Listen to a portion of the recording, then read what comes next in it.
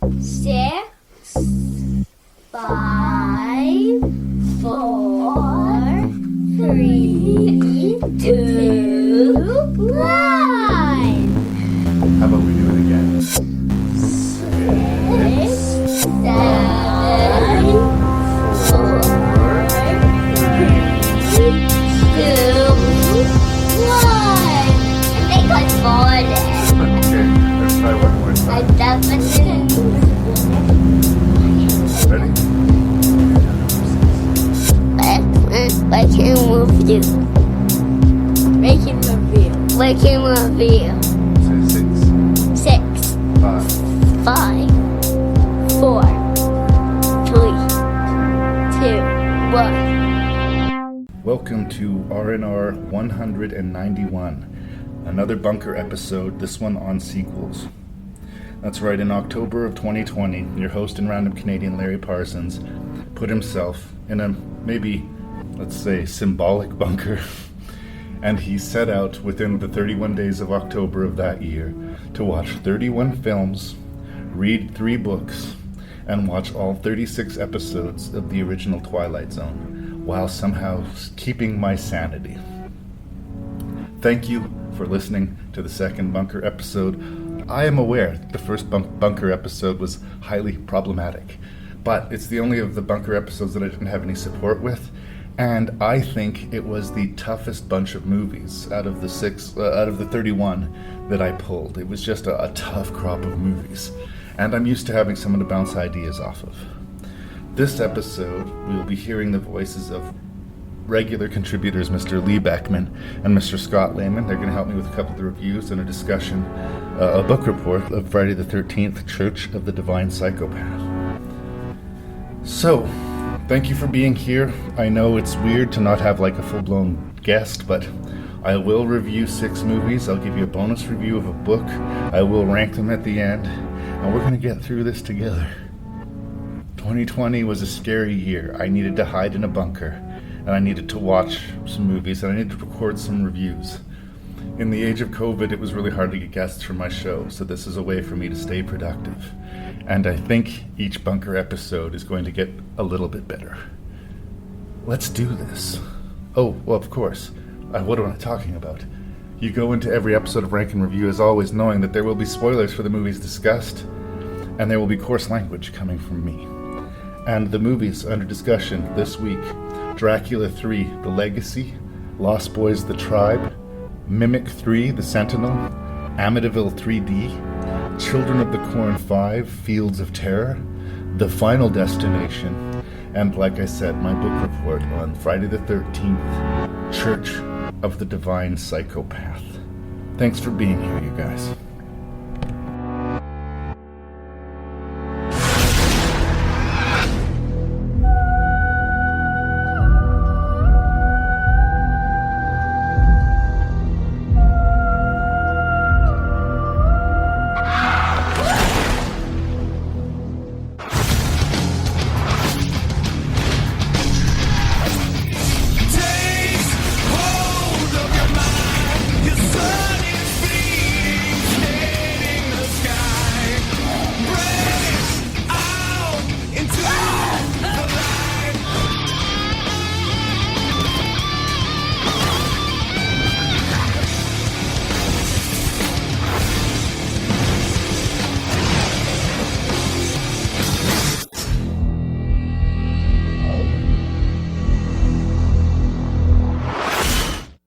In 2005, a direct-to-video threequel called Dracula 3 Legacy was released and unleashed upon the world.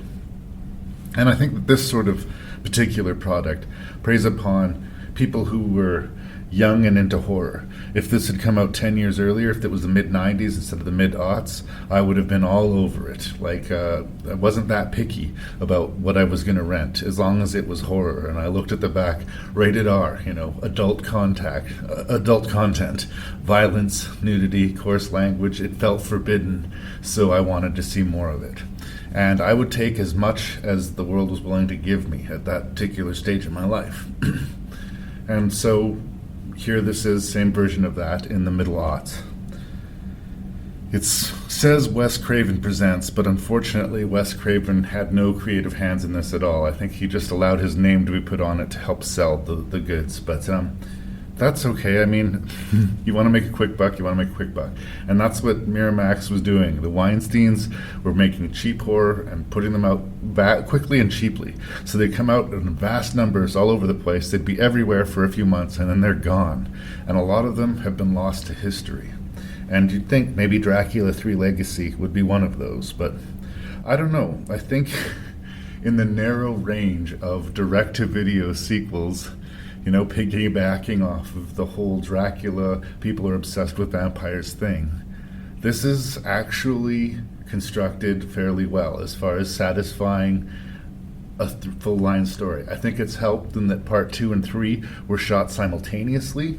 They knew they were going to make these 2 movies, so the story carries over directly. If you just wandered in, maybe it wouldn't mean as much to you.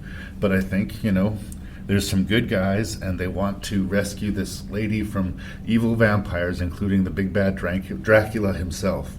And Jason Scott Lee, as this sort of religious priest who hunts vampires, is going to help his friend Luke, played by Jason London, get the love of his life back and hopefully defeat Dracula. Dracula is actually being played by Rutger Hauer in this movie, which is interesting for a couple of reasons, because Rutger Hauer was sort of anything for a buck kind of actor at this stage in his career, and it's not the first time that he's played Dracula. In fact, he was Dracula in the Buffy the Vampire Slayer movie. So he's played Dracula in 2 different films.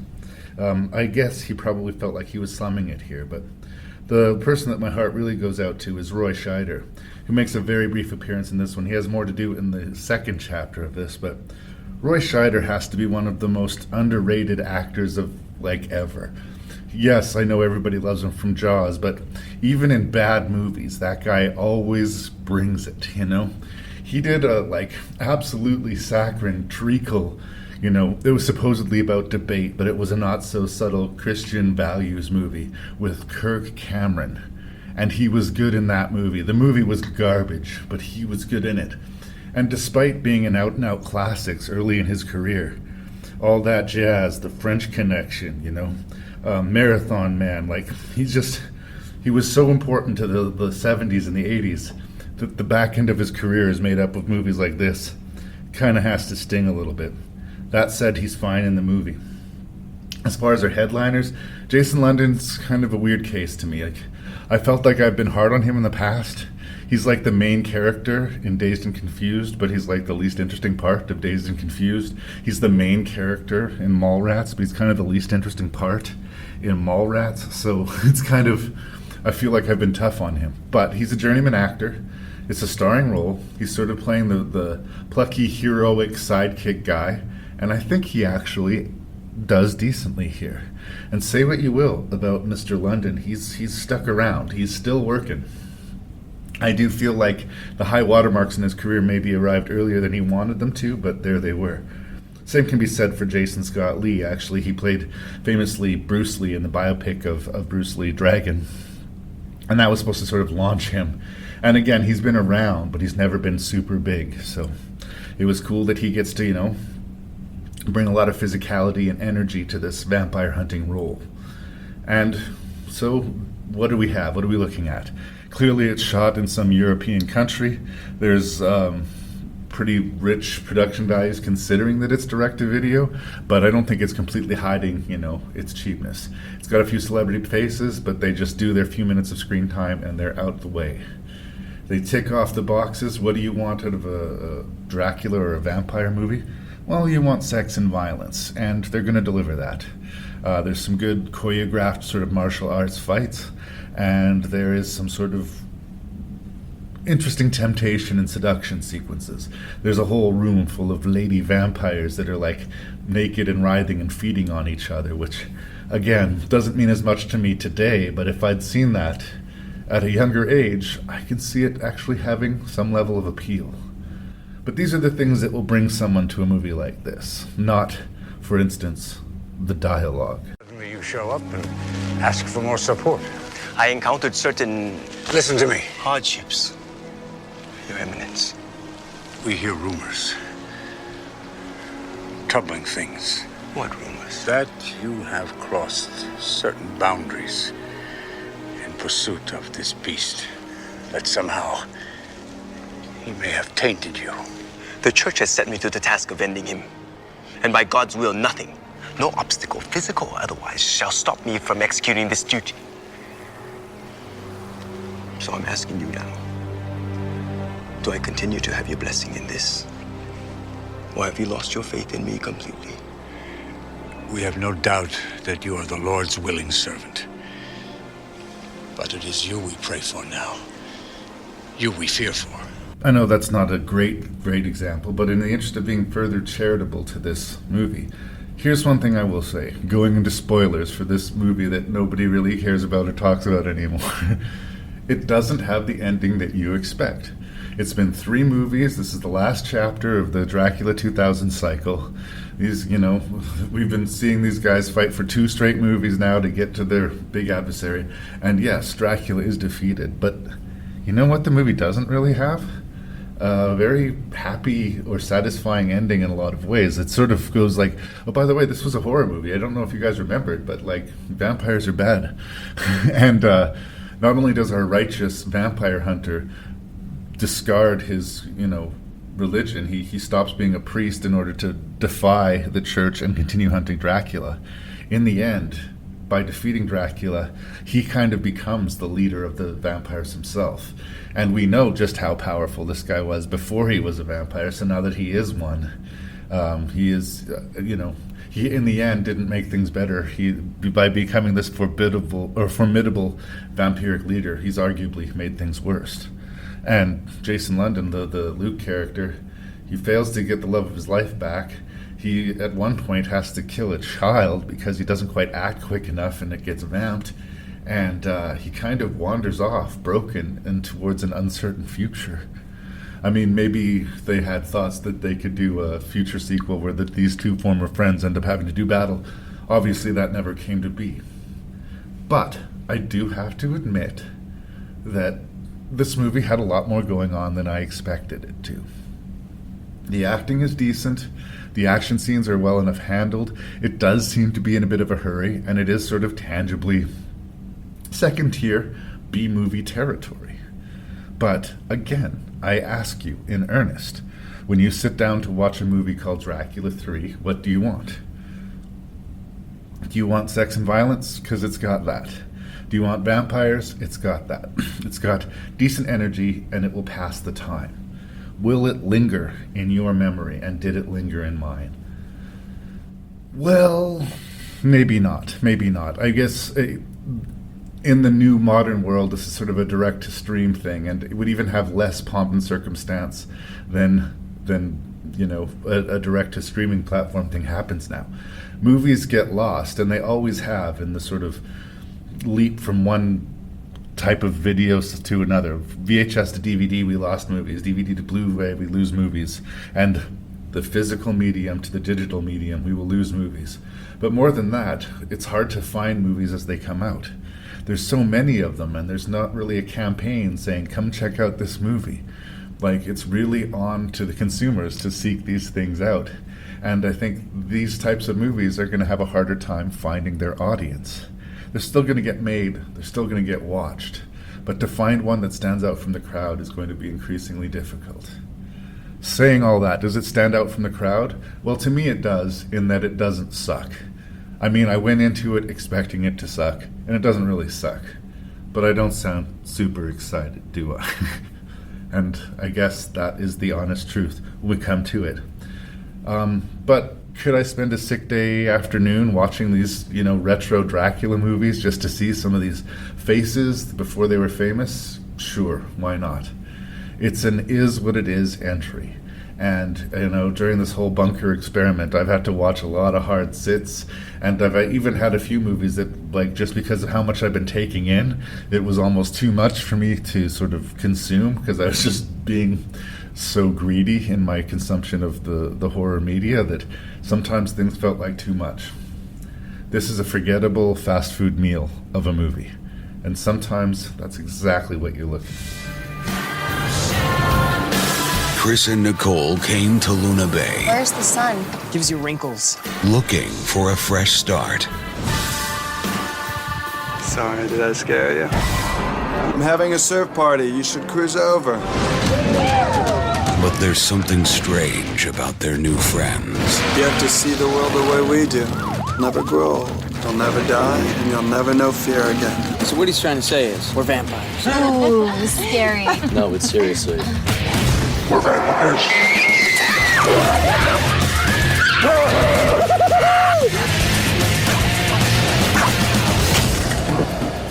I'm Edgar Frog, surfboard shaper and vampire hunter. Your sister's a suck monkey. Nicole! I tried to eat that guy. I'm a vegetarian.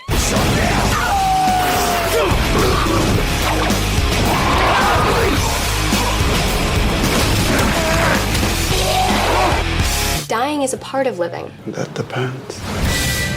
From Warner Premiere comes the next chapter of the cult phenomenon. Lost Boys, The Tribe, coming 2008. Who ordered the steak?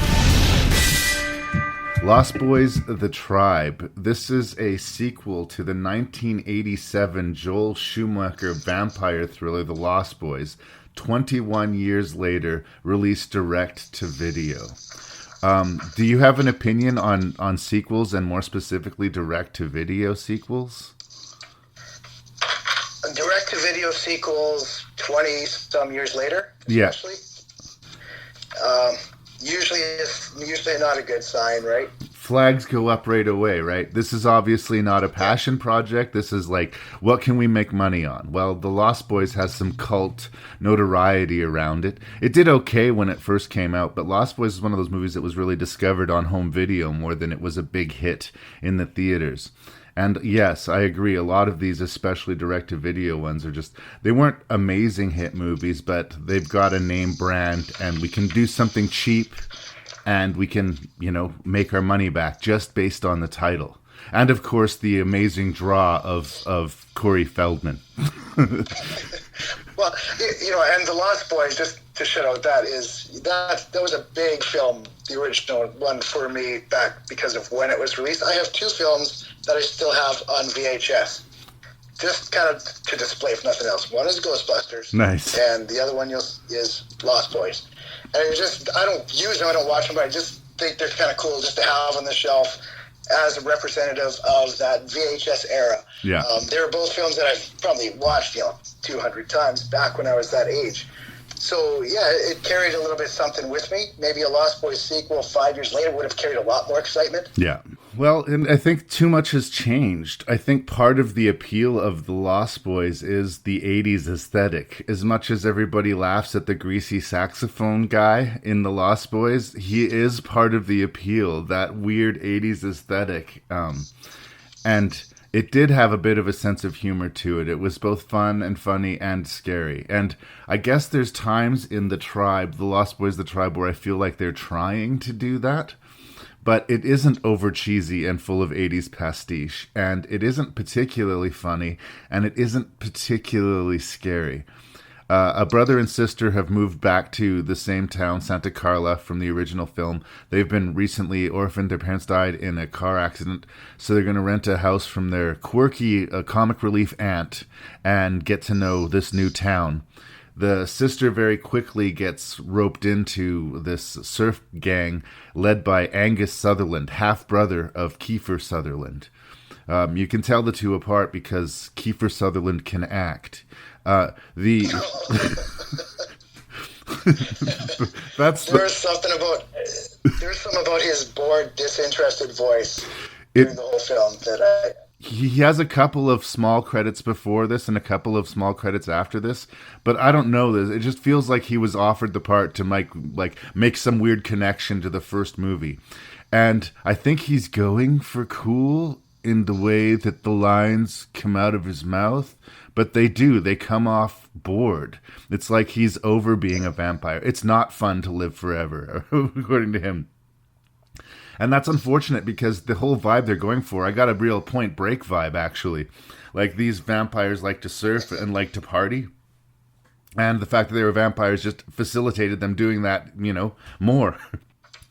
but I don't really see the lure of him. I don't find him particularly attractive, so I don't understand what the sister sees in him. And I don't understand him, like, wanting to hang out with this guy. Like, I know he was supposed to be a big surfer back in the day, but within a few hours of them meeting each other, he's punched him in the face for daring to talk to his sister. And there's no chemistry between any of the three leads at all. So that puts the weight of the movie on the shoulders of Corey Feldman. Corey Feldman was amusing in the original film because, as scripted, the film was originally meant for a much younger cast. When they updated the movie for like a teenage audience, they updated the script for everybody except the Frog Brothers. So it's kind of amusing that the Frog Brothers have 12-year-old dialogues, but they're like 18 and 19 years old in the movie. It kind of makes them charming. But the older that you are and the more that you're acting like a Frog Brother, the more sad I think that you become. And this is sort of the overarching feeling that I have going on. Like, this movie shouldn't have been made, and even that it was made, it didn't do enough to justify its existence, even in the very so-so realm of direct-to-video sequels. So I'm not sure if it's coming across, but I'm not a huge fan of The Lost Boys: The Tribe. Where do you land? Very similar. I tried to watch. This was the first-time view of it. It's been one of those films I've kind of avoided. Not on purpose, just felt there was no reason for it to exist, and I thought it's probably not going to be really great. I ended up finding a cheap copy of it, so I thought, you know what, let's watch it, if nothing else for this podcast. Now, the best way to watch it, I guess, is take the Lost Boys out of it, because you know going in, it's not going to stand up to your memories of the original Lost Boys from 20, 30, whatever.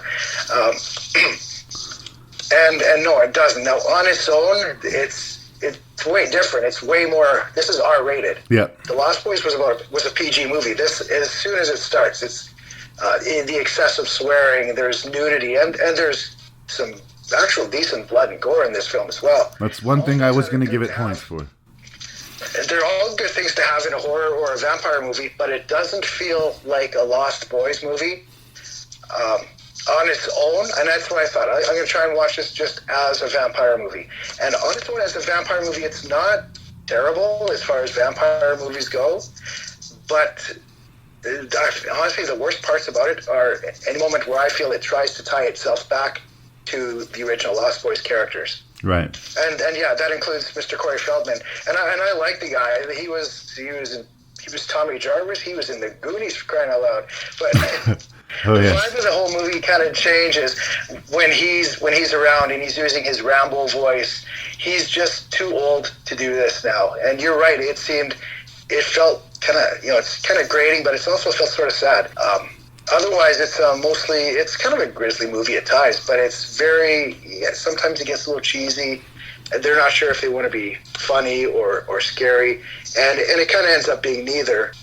It's an okay 90-minute watch. Yeah. But I have watched way worse movies. You're true. You're right. And if they'd called this Surf Vampires or something else, maybe I would be less bothered by some of the stuff in it. But no, it does not work for me. And the stuff that calls attention to itself actually actively takes you out of the movie. There's a scene where they hang a bunch of antlers up on the wall of the cabin. And not only was that a reference to the original Lost Boys, but you totally knew that there was going to be a vampire spiked on those antlers. And very quickly, like a half an hour later, that actually happens. And I don't know, maybe if the movie was trying to make a joke about that, about how obvious they were being, that would be but they weren't. As far as the whole idea of vampires and sex and violence, yes, this movie delivers. It opens with a cameo from Tom Savini. Sorry? When I saw Tom Savini there, I kind of settled down in my seat a little bit because I went in with not great expectations, but I like to give every movie that I'm going to sit with for an hour and a half, I want to give it a chance because my time's precious to me. I want to enjoy the movie I'm about to watch. So I give it a chance, but still a little hesitant. I saw Tom Savini. I thought, oh, hey, look, that's Tom Savini. This might be okay. His name's attached to it. I mean, not everything he touches is gold, but no. But it was nice to see him for a little while, and the violence got ramped up pretty quickly with him on screen. Yeah, I could see what they were going for. Like, on paper, I can see that scene works. This guy has a really nice beachfront house, and these guys are trespassing, and he comes out to shoo them away. And when they don't, he suddenly vamps out, and we think, okay, here comes our big opening kill. But then the surfers also vamp out, and he gets decapitated and taken out of the movie very, very quickly. Now, it was nice to see Tom Savini, but I guess in that weird way, even though it was a little bit wonky, that promised a more energetic, exciting movie than the one that we actually ended up getting. But there are scenes that work, you know, that gyrating vampire in the bikini that lures him at the party. You understand why he would be lured by that, you know. You get it on a basic, you know, sex and violence level. This film does, I guess, deliver in a direct-to-video way. But I never got over the feeling that this was more about making money than about entertaining people. There's also a little weird meta reference. The aunt, who's like the comic relief, keeps on showing up at inopportune times and trying to ingratiate herself to them. And she rents the Goonies, and she goes on this big rant about, you guys haven't seen the Goonies? Which is weird, because if the Goonies exists in this world, like, Corey Feldman is in the Goonies, right? It becomes this weird meta thing. Like, why that choice? Why that deliberate, distracting, like, let's take people right out of this movie, even before Feldman has shown up. I just don't understand it. Was it his choice? Did he insist that we need the Goonies in this movie? Is he... Plug the Goonies. He wants to get a 35 or 40-year direct-to-video sequel to the Goonies happening, and this is his way of putting a line in the water? I don't know. Maybe. And it's that other thing where we talked about movies where they remind you of other better movies that you'd rather be watching. Right. Some sad fact about this movie. Apparently the other Frog Brother had a scene in this movie, but he was cut. And yeah, they show some of it in the deleted scenes, or there's something like that. But yeah. I guess he comes back for the third one. And if you stayed for the post-credits sequence, did you catch that? Yeah. The late, great Corey Haim shows up, and there's a suggested final showdown between the Coreys. And honestly, if you were going to do this stupid direct-to-video Lost Boys sequel, that should have been the movie.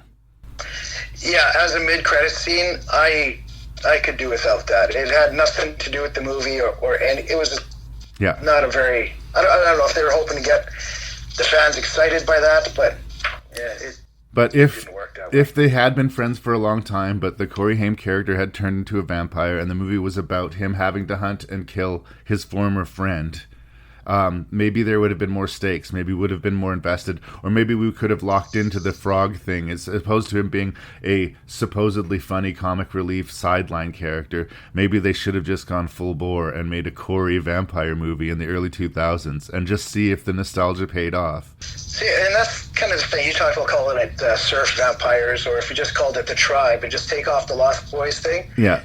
I guess maybe that wouldn't have worked as well, because it does hit all of the Lost Boy beats. You know, got to kill the head vampire, and you know, one of them's turning. You know, the theme music as well. You have to play that song, that "Cry Little Sister." But so people would say this is just the Lost Boys ripoff. So I guess they go this way. What I think would have been better, since they were going all out R-rated anyways. Yeah. Take out Corey Feldman and just make it an R-rated reboot rather than a sequel. Just a new Lost Boys story. Similar idea, but we're not doing a sequel, just a new story. And well, I agree with you, but here's my cynical take on that. To me, it was just too late. I think at this point, their choices were they made a shitty Lost Boys ripoff, they made a shitty Lost Boys sequel, or they made a shitty Lost Boys reboot, right? Like, I think that the time had just come and gone for the Lost Boys. Fair enough, yeah. I could be wrong. Is there anything else you want to say about the tribe? I don't know. Let me take a look here if I had anything else. There's a couple scenes that kind of stood out for... first of all, we talked about the opening with Tom Savini. One thing that really stood out as soon as the movie started was the excessive, I felt, swearing, which is weird for me to say, because I'm not a prude that doesn't like, you know, coarse language in a movie, but it just seemed so out of place and not the Lost Boys vibe. And it just seems so intentional and fake that they were make sure you swear as much as possible during this scene, just to show that we're unrated, we're badass. And Yeah, I think it just seemed weird. this was a late... Oh, I noticed it. It was the late 2000s. There was about a 10-15 year sort of bubble after, the peak of Quentin Tarantino popularity, where his influence just became insurmountable. It was everywhere. And one of the ways you see it was that, people got really fuck happy with their dialogue. A lot of times, if I'm giving advice, if people want me to read a script or give notes on a script, one of the first notes that I will get is to fuck edit. Take half of the F words out of the script. Honestly, after a certain point, it just loses its power and becomes distracting. It's not really fair to put all of it on Tarantino, but I have noticed it in the post-Tarantino age that we have become a lot more comfortable with extreme vulgarity. And I'm not a prude, you know that about me, but it does become distracting. Fuck it, there's no fucking way, but it does. It gets tiresome after a while and distracting. It feels less real somehow. Yeah, and there's another scene where it was the initiation for, I can't remember his name, main character, join the tribe. In the original, they were hanging off of the bridge. Remember it falling one by one, and the whole scene where they're eating Chinese food. He says, "How's your worms?" You're eating maggots or whatever it was. And this one here, it was a pointless skateboard, motorcycle police chase. That's right. And we have to outrun the police, and it just seemed like had nothing to do with anything, and there's no stakes involved. Well, that was just the sort of extreme sports, skateboarding, surfing, Point Break thing that I was talking about. They seem much more into like these adrenaline junkie shit than the previous incarnation of them. See, it was stuff like that, and Corey Feldman showing up saying, "Who ordered the steak?" We were supposed to have a big laugh over that, but it's I don't know. Those are the points that kind of take me out. On its own, I don't watch. I guess vampire movies aren't my biggest section of my my horror area, but as he said, it's not the worst 90 minutes I've ever spent. But is Feldman in on the joke, though? Do you think? Does he think it's funny, or does he legit think this character is cool and awesome? Because I started off thinking that he was doing it deliberately funny, and by the end of the movie, I thought he was like legitimately a believer. I think it would be funny, as he said, if he was 12 or 14, 15 when they made the sequel. The older he gets, the less funny it becomes. It loses something now. How old would he have been in this film? In his 40s? Well into his 40s, I think, yeah. It's not as cute anymore. No. Alas. With a terrifying discovery deep beneath the city. That egg is one of thousands underground. The tale of horror continues. They adapt. That's how we made them. They don't have to be any bigger or stronger. So they got smarter.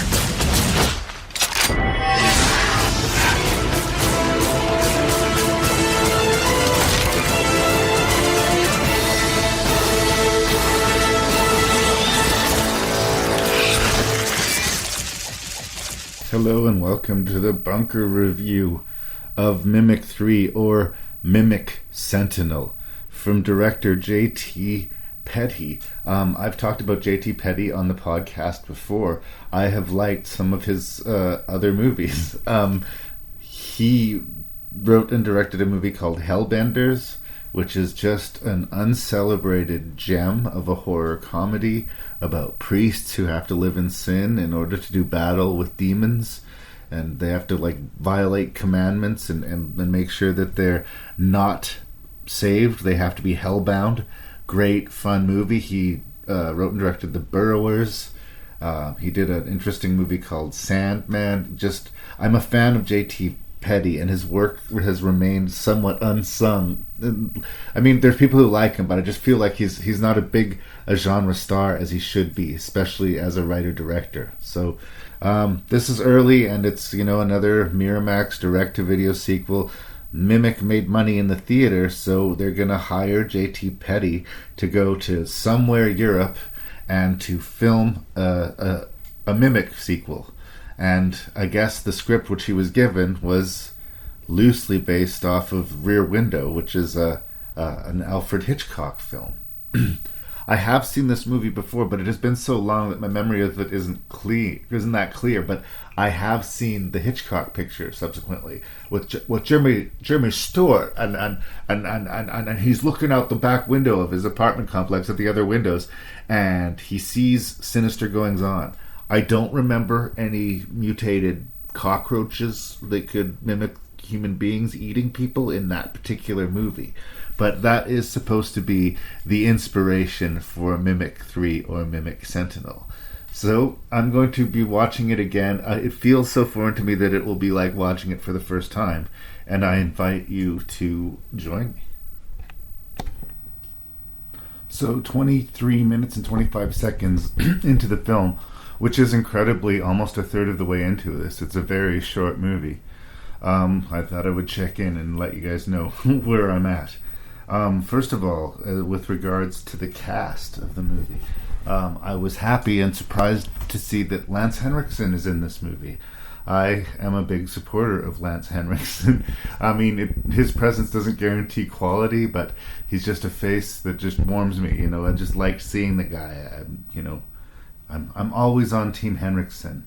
There's this actress who I've always found, I must confess, very attractive, named Rebecca Mader. I know her from Lost and just a handful of other things I've seen her in, but this will be a very early performance from her. I don't remember if it's her first movie or whatever, but my guess is it's got to be pretty early in her career. And then we have the strange Amanda Plummer. I'm a fan of hers, but I do think that she's someone you have to be careful how you cast. She's a bit of a live wire. I feel like she's always at 11 out of 10, you know. But so far as I've seen her, she seems to be a little bit distracted or a checked out mom. I don't know if she's just spent so much time worrying about her son that she's sort of in a depression or a trance over it, or if there's another card to be played, if there's some addiction going on. Like I say, I have very, very vague memories of the movie. So far, the only real tangible connection to the Hitchcock picture, which, you know, is way too tough a thing to hang on this movie, the Rear Window connection, is that this kid who's got a lot of allergies and sort of sensitivities is sort of stuck inside, and he has this habit of photographing his neighbors in this back lot behind the apartment, and he's been doing so for something like 10 years. He just takes pictures and pictures and pictures of everybody he sees. And the first thing that happens in the movie, and I will give it points for this, is a little kid gets killed by a mimic bud. He doesn't see it happen. He sees the kid disappear into the mouth of an alley, but the kid never returns, and he sees missing posters of the kid. So he smells a rat. And 23 minutes and 25 seconds in, we've already had our second kill as well. Very similar to how the kid was handled. It was just sort of a quick flash of the bug, a quick flash of the victim, and some blood in the rain, but that's sort of saving the monster.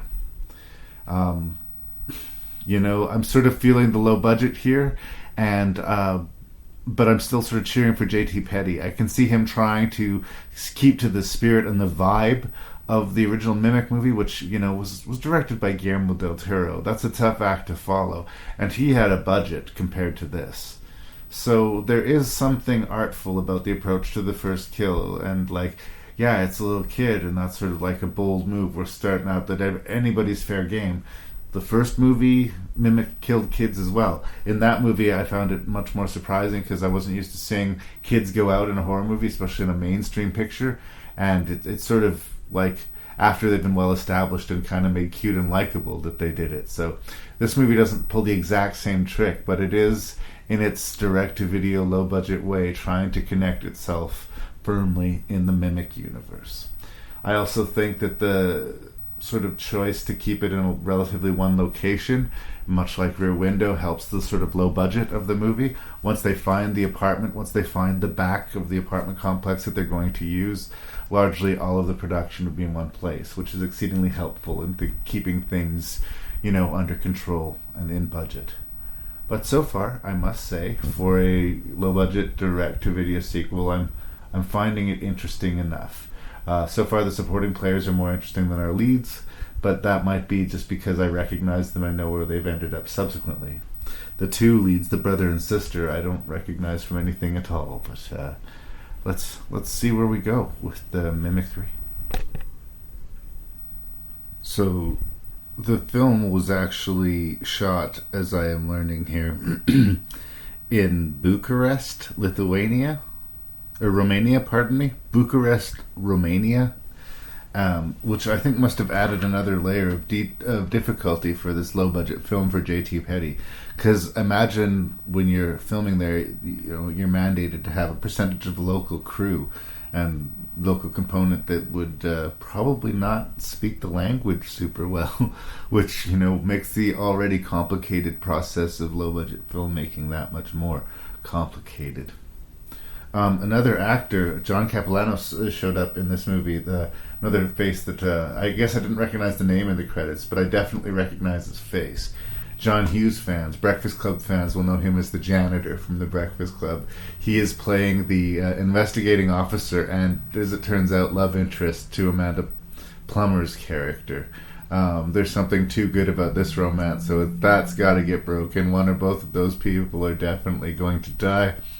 And we're now getting into the sequence where we're really in full-on Hitchcock territory. There's a transition scene where we go through an eye hole to the other side of a door, which is very reminiscent of a, quote, Hitchcock sort of cut and transition, which I noticed and appreciated. And a slow, long pan through a grisly crime scene or monster scene where we see the slow aftermath and we have to sort of imagine what happened is a surprising piece of restraint for a movie called Mimic 3 Sentinel. It may not be what people want out of a, bug monster movie, but I appreciate him, trying that. And right now, as I pause at 41 minutes and 55 seconds into this film, we're getting right into the classic sort of sequence where, he's got his friends investigating the rooms across the way and he can see them through the lens of his camera. But they're in peril, and he's got to find ways to warn them.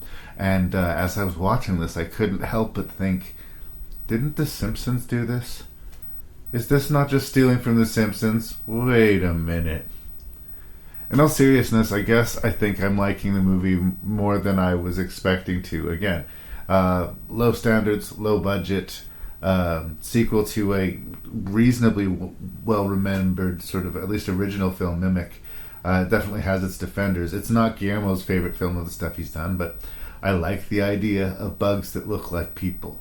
And as they're calling him, the villain in this movie, the Garbage Man, I guess this Garbage Man figure is our bug. Is what we're going for. So it's all right. I mean, is it the most necessary sequel? No. And do you set yourself up for a fall?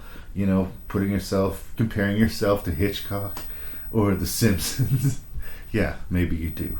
But so far, so fun.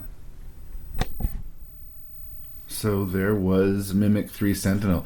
I noticed it was written and directed by J.T. Petty, so this wasn't even a script that they gave him. They gave him a budget, a location, and write and direct Mimic 3. So it was his choice to do the Hitchcock thing. Some of the things that might make me recognize it as J.T. Petty is that it's actually in the third act pretty ruthless with some of its characters. There were characters that I expected to see go who went, and there were some really bad things that happened to characters that I was expecting to come out relatively unscathed. The kind of very end of the movie kind of brings character backs that we kind of dismissed as dead, but I'm not so sure how I feel about that. But I mean, it has a suitably big by the limited scale of the movie climax, and for the most part I'm actually, again, grading on the curve, pretty happy overall with the third Mimic movie. It's certainly not J.T. Petty's finest hour, but I was kind of expecting to have to defend it more than I do. Yeah, I think that one of the big things that is hurting the movie, and I don't want to be mean about it, but it's the central performance from the main actor. He's supposed to be reacting to his friends being in terrible, terrible peril. His name is Carl Geary, is the actor. He's the guy who's sort of stuck in his room, looking through the camera lens, seeing everything secondhand, or just getting glimpses just around the corner. And when people are in serious danger, or he is supposed to be terrified, I have to believe that he's either too scared to move or that he thinks that trying to call the police is the best answer.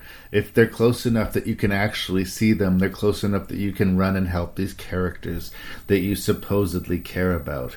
Something in the performance, the script tells him to stay there, but something in the performance needed to help that, and he really doesn't get us there. Plus, it's just a little bit uncertain, like, what is his deal? Is it just allergies? Is there agoraphobia? What is his deal? We never really properly get into it. I feel like there might be more to the movie, even though it's short, like, if we got a little bit more into the why, and it's strange. Amanda Plummer turns out interesting in that she never goes full-bore crazy over-the-top Amanda Plummer like you kind of expect or anticipate. She was fairly held back. The surprise of her character is sort of, well, like they set up the whole love angle, like I said, and neither of the lovers come out of it very, very well. But again, our main character is put in a position where he witnesses his mother not just get impaled by this giant insect, but is also set on fire, and she has this terrible screaming death in front of him. And it's a big twist and a big moment for the movie, and our central character is not selling it for me. But there's some cool claustrophobic moments. One character gets locked in a trunk and they're trying to get in at her, and another character puts himself inside a refrigerator and they're trying to get at him, and they work pretty good. I mean, I think this is a good example of somebody using a low budget to the best of their abilities. They did what they could with their budget. When we finally do get to see the mimic creatures flying about, they don't look as good.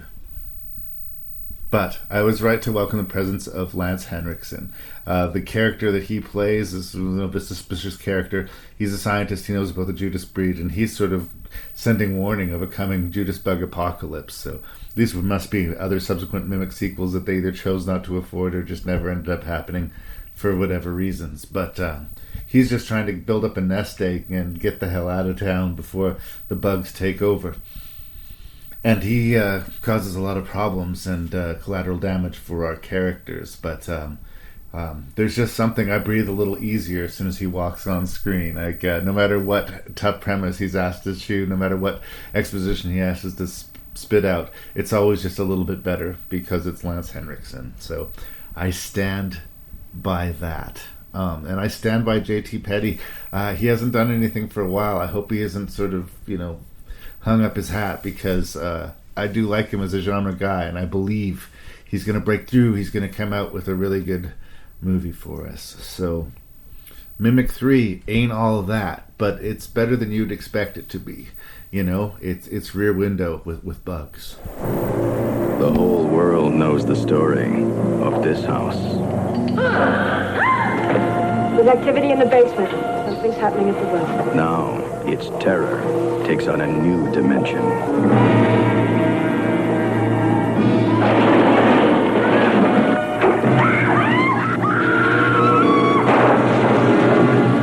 As the horror reaches out beyond the edge of the screen. Is anyone in this room gonna be dead before next year? No. Amityville 3D. A couple questions, I guess, just to start for you, Mr. Beckmann. How do you feel about the Amityville, quote, legend or quote unquote true story? And how do you feel about movies that are in 3D? Well, that's kind of a two-part answer.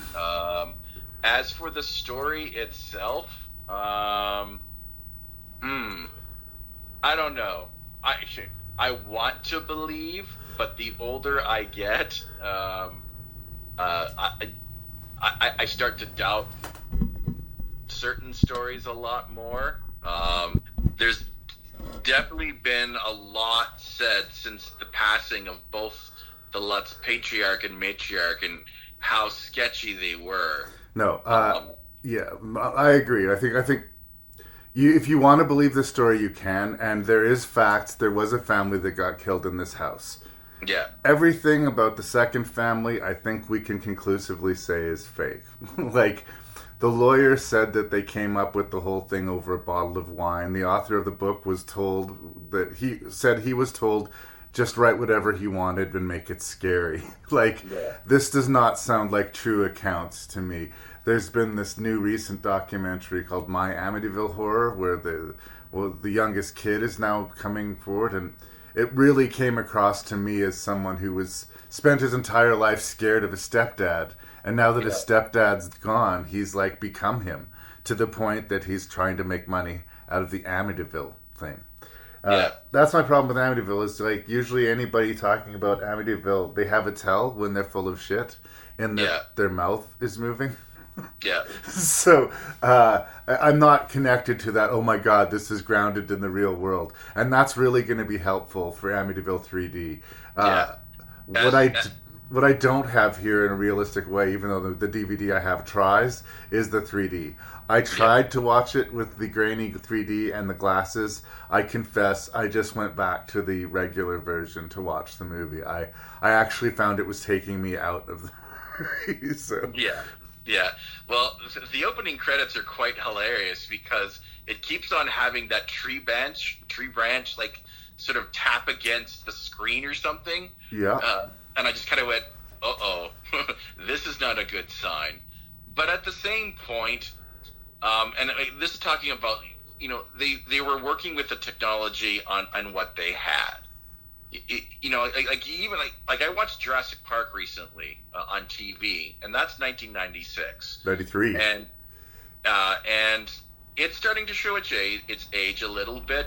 The CGI still looks good in the dark, and to this day it looks a lot more realistic when it's done at night. But some of the dinosaurs during the day look very computerized. They look animated, yeah. Yeah. Now this isn't Deep Blue Sea bad or Escape from LA bad, but I mean it looks dated. So for me, I guess for some people that kind of go, man, that looks dumb, it looks fake. I just kind of go, you need to give the film a bit of a break because this was the technology at the time. I will accommodate the movie for the effect shots that they were trying to do for the 3D enhancements. The same way I complained about this talking about Friday the 13th in 3D. There are gags that are clearly just being done for the benefit of the 3D. And when you're not watching it in 3D, all these gags do is slow down the movie. It's just true. It's just true. But I'm not going to use that as a real whipping stone to hit the movie with. Yeah. I'll actually say a couple things about this movie because it was hated when it came out. And I'm not overall positive on it, but I think it actually starts okay. Okay. I like them sort of introducing the main characters, sort of exposing these frauds that have been staying in the house. Interestingly, not being fucked with by the ghosts, apparently. Yeah. But that we establish that we have a skeptical character, which is why he has no problem buying the house for cheap. A lot of people, again, when the movie came out, had a real issue with this guy. Why would you buy that house? And again, when you're fighting a movie on that level, why did you buy your ticket? I mean, if you're going to say, why are they living in this haunted house? Like, well, why did you buy a ticket to watch a movie about people living in a haunted house? You're just being a dick at that point. Apparently, the lead character is based off a real person who, and I think his name was Stephen Kaplan. I could be wrong, but there was this individual who, when the Lutzes were alive, and the Lutzes actually tried to phone him first to convince him to, make their story more authentic or believable. And he did the reverse. Like, he actually spent a good portion of his career trying to prove the Lutzes was a hoax. Right. So they based this character off that individual. Yeah. Which I thought was an interesting angle. So I agree with you. I thought it started off on a good note. And for the record, at this point, the DeFeo family had been killed in that house. At this point, probably 10 or 15 years before. And the one family that had lived in the house lived there for 1 month and fled. But nobody had died. Yep. So, like, really, I don't feel like there's a lot of heat to the argument. How dare they decide to live in the house? Yeah. The problem does start once they get to exploring the house and weird, strange sort of. Is it a continuous thing? Like they couldn't directly reference, apparently legally, things that happened in the previous movies, but they could use the name Amityville. So it's a sequel, but it isn't. This whole well at the bottom of the house is a new creation. Yep. So it feels, other than the house, I guess, a little bit adjacent from it. And the 3D is slowing things down. I like that we have a skeptical character in the sort of heart of the movie. I think that his 80s permed hair is kind of hilarious, but I get over it. Yeah. And there's some sort of warm distractions to the left and right. I like Candy Clark a lot. I think she's always been this warm presence in horror movies, and she almost always gets extinguished. you know, this movie's certainly no exception. And of course, an early role for Meg Ryan and Laurie McLaughlin, is it? I think it's Laurie Lawton. Laurie Lawton. Who was recently the big controversy about this, university scams or whatever. But she got caught with her hand in the cookie jar. Whoops. Or buying her daughter into this school or whatever it was. Yeah. Anyway, both of them no names at the time that this movie came out, and now watching it today, you're like, oh, look how young they are, and look at them. In a lot of ways, Meg Ryan's character is kind of a difficult one in that she's the character who does everything wrong. Oh, you live in the ghost house? Let's have a seance there. Let's explore. Let's push our luck as far as possible. But I don't know if it was because it was her or just because it was well performed. I kind of went with it in a way that maybe I would have fought with another character, another actress. Yeah, no. This script, and the problems do lie with the script. Yeah. Because the actors are really, I think they're trying hard. They have to swallow some pretty bad lines. So I give the actors credit for working with what they had. Okay, and I have, for the record, run out of positive things to say. Yeah. This movie, like a lot of horror films, suffers from, I would like to say, smart people doing incredibly stupid things. Even in movie logic, I mean, this house has known for the brutal murders, and even though they can't mention by names, the Lutz family fleeing after a month. So what's a good idea? Let's have a seance on that specific house. Yeah. Good idea, folks. And what could possibly go wrong? And there's weird, strained family dynamics, like the main character has a broken marriage, but trying to maintain a good relationship and a shared connection with his daughter. His daughter ends up drowning, but beside the house. Not that I expected everyone to live through the movie, but I kind of thought that character was going to have more of a card to play in the movie than she ended up having. No, really?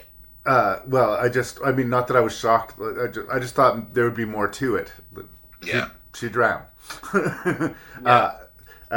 We see her ghostly sort of drenched form. But in a weird way, this drowning of the daughter, it's almost portrayed as the thing that's going to repair the relationship with his wife, which... I feel like, if anything, that would be the opposite. Their already broken relationship would be hereby... The only thing that they have keeping them connected would have been their daughter, and with her loss. Well, but... Look, we see them walking off together, but, time would march on. I don't see those two getting together, staying together. And poor Tess Harper, she's given not a lot to work with. Her character is sort of like one note, and that is bitter and bitchy, really. I'm angry, I'm worried, I'm sad. Yeah. She's a completely reactive character, but she doesn't really do much other than express her feelings of, I'm not happy with how things are.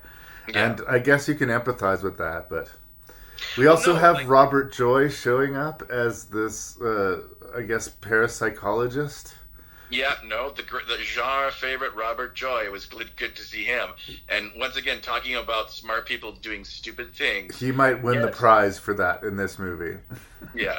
Let's kneel right by the spectral, toxic, demonic well and say we have to draw it out. And what could possibly go wrong? Well, and there's one thing, you know, being eager and excited by it, even having that eclipse your fear. But like, by this point, they've seen enough fucked up stuff that like there's reason to believe this is not a friendly force. Yeah. Yeah, and you know, do something to protect yourself, just in case. Have something to hang on to in case, I don't know, some creature comes and tries to drag you into the well. Just like basic precautions, basic quote-unquote scientific precautions. And again, that's where the movie's kind of like, yeah, it gets hilarious. The real estate agent having yeah, that's exactly right. It reminded me of Ghostbusters, when they try to tackle the ghost in the library because they have no plan at all. That was Robert Joy in this movie. Yeah. And it also just had things that, like, the real estate agent dying of a heart attack. It felt like this movie's version of the priest being attacked by the flies. Yeah. Like, it just didn't feel new enough. Yeah. And, like, maybe that's the thing, the fact that his real estate agent had a heart attack in that house. Oh, that's an omen. That's a bad omen. Well, he's a skeptical guy. He doesn't believe in bad omens. Yeah. And, you know, if you could get, you know, a huge house for, like, a third its market value,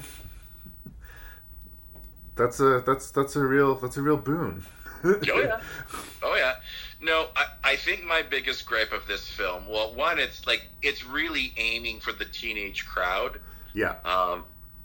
And that means that you can maybe get away with stupid stuff, but to the other casual viewer, you're like, no, wait a minute, no. There are too many characters in this movie, I feel. If they really just focused on the pathos and the dynamic of the family, then the emotional payoffs that the film wants you to feel by the third act, you would feel. But because we've crammed this film with, you know, the lead characters... work partner and a bunch of superfluous teenagers. Yeah. And I like Candy Clark, and she does arguably have the best death of the movie, but you're right. If she was edited out of the movie, I don't know how much it would have lost. Well, yeah, exactly. Like, and I like Candy Clark as well, and what she does in the movie. Like, one of my favorite sequences in that film is when she's publishing the photos and looking at them closely, and sees that demonic fly with that monster head in it. That made me giggle and go, oh, okay. She's good in the movie, but yeah, like, you could take her out of that movie and it would affect nothing of the overall narrative. And same with the real estate agent. He's introduced, and we know right away that, oh, he's going to be dead within the first half an hour of the movie. And his death doesn't have any impact in the movie. Like, it doesn't, I guess it's just something that can be scary early in the movie, I suppose. Yeah. But, like, we didn't care about him. We predicted it, and, you know, it was kind of by the numbers. And I guess that's what it feels like to me. I came in soft on it just because I was looking at reviews to period of this movie, and I felt like people were, like, aggressively, hostilely, like belligerently shitty to it. Yeah. I just think it's kind of lame. It's kind of meh. Like, I have watched way worse movies than this. Oh, no. I agree with you. Like, I don't think it's the train wreck that a lot of these hyperbolic online movie reviewers or even journalist movie reviewers make it out to be. But it's also incredibly dumb. Yeah. Like, it's meant to be forgotten. The fact that we're still talking about it this many years later is, well, it's kind of crazy, to be honest. Like, it deserves its obscurity, but, like, it doesn't deserve to be this hated thing. And again, Candy Clark's death, like, she's had two very memorable horror movie deaths to me. Like, they use the 3D to make you think she's going to get speared by the pole. It comes crashing through the windscreen, but it doesn't skewer her. It just pins her in the car, and then the car starts on fire, and she cooks in it. Yeah. Like, that sucks, girl. And we liked her, and she did everything right. Same like in The Blob. She was friendly. She gave the kids a free meal. She had a crush on the friendly sheriff, and she gets killed for no good reason. Well, yeah, and she has that great scene where she's utterly terrified in the house, and then our lead character comes into the house, and she's like, "Don't touch me!" Right? Yeah. like, she gives her all and makes it really convincing and runs out of the house screaming. So she, like... I cared about her character more than any of the other ones. I don't know if it's just because I like that actress, but it's just a true statement. Well, no, like, she's given some really good things to do in the movie. It's just... it's just sad that you could honestly cut out her narrative, and it wouldn't change anything. Just make the movie shorter, that's all. Yeah, well, like, they could beef it up with a lot more focus on the family. Like, you look at a film like Poltergeist, which I'm sort of, that's the sort of high watermark. We spent the first quarter of that movie, we spent a lot of time with the family, getting to know them, getting to know the relationships between them, and slowly the supernatural stuff starts to come one by one, and then it really explodes. And if they'd focused on that element, that we've got this family that is splitting up, but they still love each other, especially their main focus is their daughter. And spoilers, when she's murdered, aka drowned, we kind of go, but if we had more time with her, and especially away from her, or if the movie was using the themes of grief, or if it was using the themes of this broken family, but really it's wanting to be after all of this darkness and the family being ruined, it wants to be a popcorn fun jump scare movie, and it doesn't really succeed at being any of those things particularly well. But I just want to just lower the temperature of the hate. It's watchable. If you want to watch an Amityville movie, this is another one. But do not get excited about it. Do not overpay for it. When people used to channel surf, it would be like if you bumped into it while you were channel surfing, maybe that was the day. Fate decides that you're watching Amityville 3. But it's you know what? Shall we do it? Can we give it? It's fine. It's fine. I also think it was also a reactionary to make it a little more palatable, considering what number 2 is. Well, that went to sort of the teeth and tissue of the actual crime, the origin of the house. Not only that, but number 2 is a nasty, nasty movie. Right. This one wants to be more fun in spite of the darkness it's playing in. Yeah. Well, I mean, there's a whole incest storyline that is it's gross and icky. Yeah. And you leave that movie just kind of gutted a little bit. So to go the opposite direction where, it's going to be a horror movie, but jump, boo, scares, but it's going to be, it's trying to be light and fun. Like, we have a conversation with Meg Ryan saying, I wonder what's it like to have sex with ghosts. And I'm just like, okay. I've seen The Entity, and by that portrayal, not super good, actually. No, it's not. But anyways, I agree with you. By that rationale, it's fine. I think it's for horror movie aficionados, and I think it's for Amityville completists. I don't think it's the worst movie in the series either.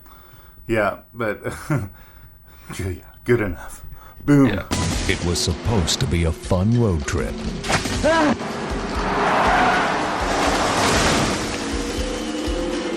Where are we? You're on private property. Town's about a mile that way. Now, they're stranded in a desolate town. You people look a little lost. Is there a tow truck service? Nope. We're also looking for some friends in a convertible. We don't get a whole lot of tourists in here. They've been told to leave. I want you on that 8 a.m. bus out of here. You got it? Hey! Now what? But someone doesn't want them to go. No! And for them to stay alive, they must discover the secret of this town's dark mystery and look evil in the face.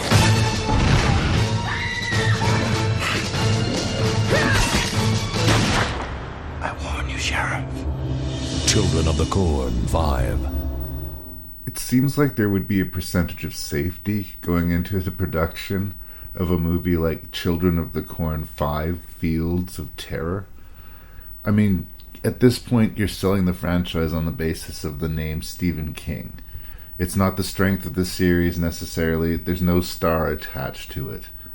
I continue to be confused by the fact that of all the hundreds, literally hundreds of short stories that Stephen King has written, and the many, many adaptations, that Children of the Corn somehow gets this ridiculously, seemingly endless series of franchises and remakes and reboots, and just, I don't understand why. On many levels, I don't understand why. I mean, I suppose one would say it's easy and fairly cheap to find a small town to double as your, sort of farm community that's besieged by these cult children.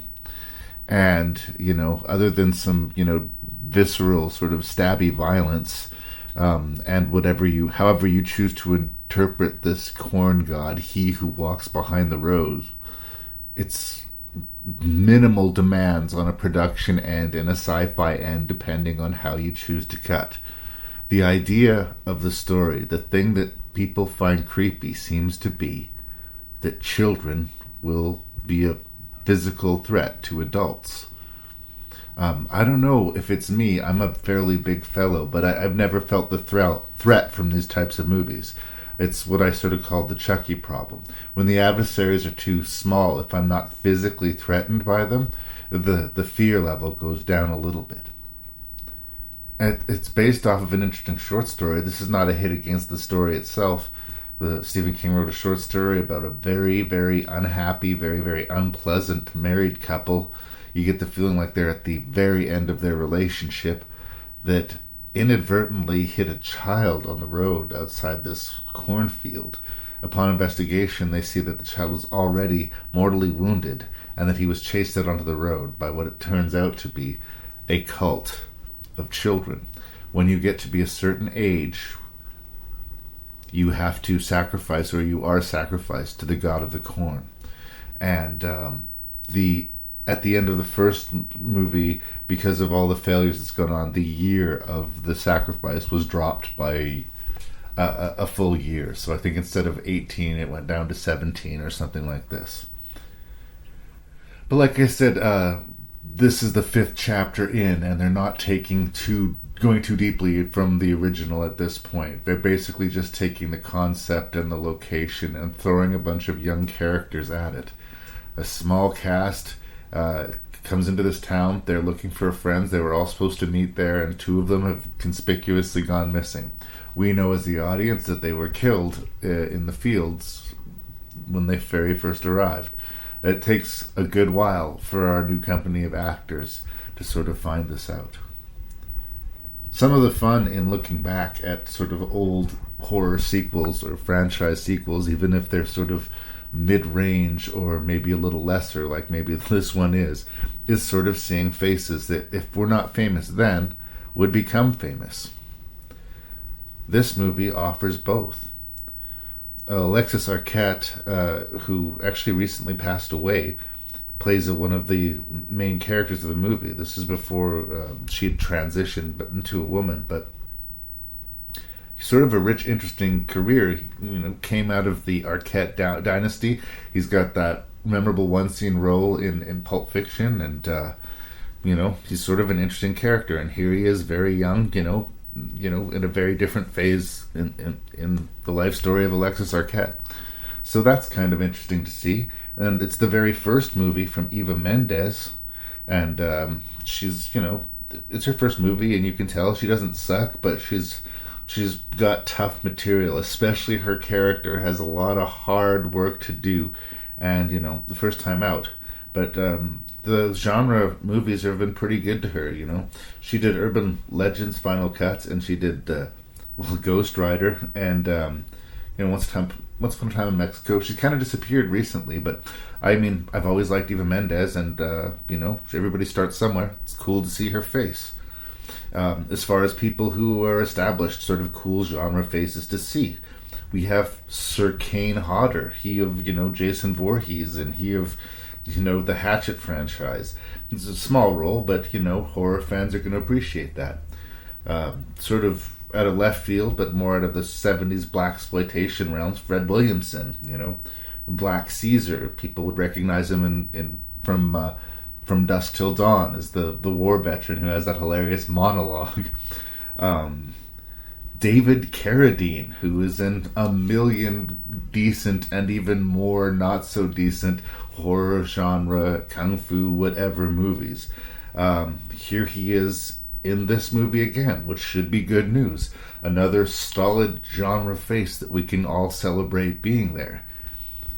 His presence is the most mystifying, possibly, because, like, not only what are you doing in this movie, Mr. Carradine, other than, quick money, he doesn't have a lot of scenes, but his character doesn't make sense in the whole setup of the Children of the Corn. This guy somehow is, at least we're led to believe for the first part of the movie, a leader figure or a prophet figure to the children. And the whole basis of the story is that the children reject. Nothing can stay pure after it's been on Earth too long. So having this, like, middle-aged man or this old man, giving them advice or bowing to him in any kind of way just seemed against the stories that the whole universe of Children of the Corn had set up.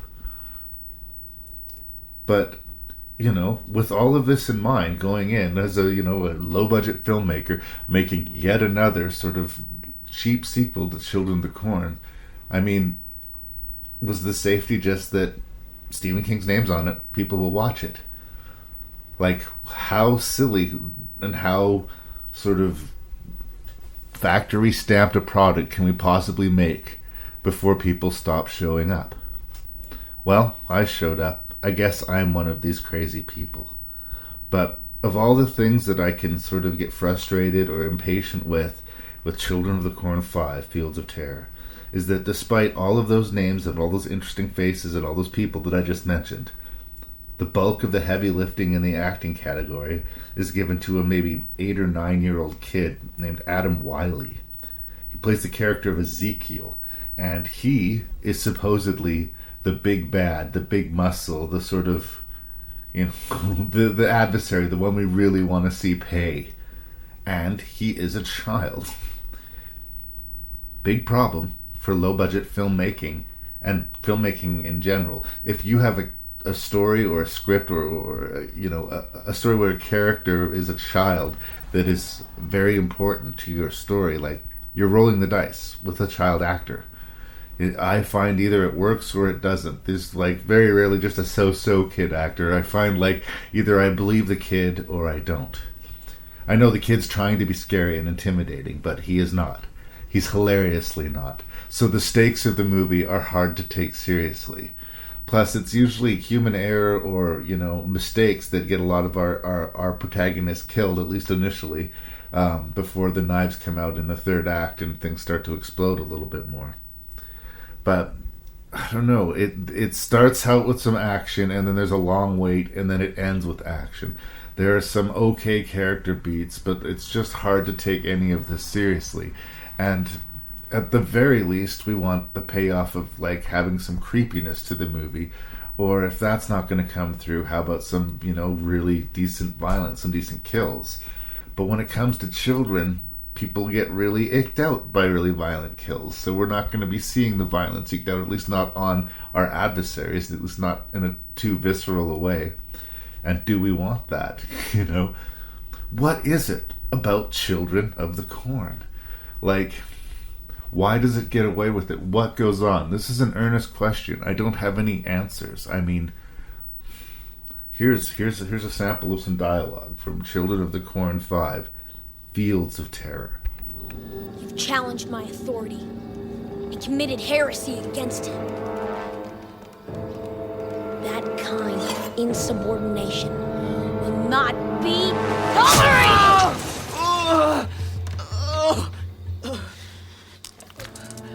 Now, your sole purpose is to scare away the birds and other vermin that violate our cornfields!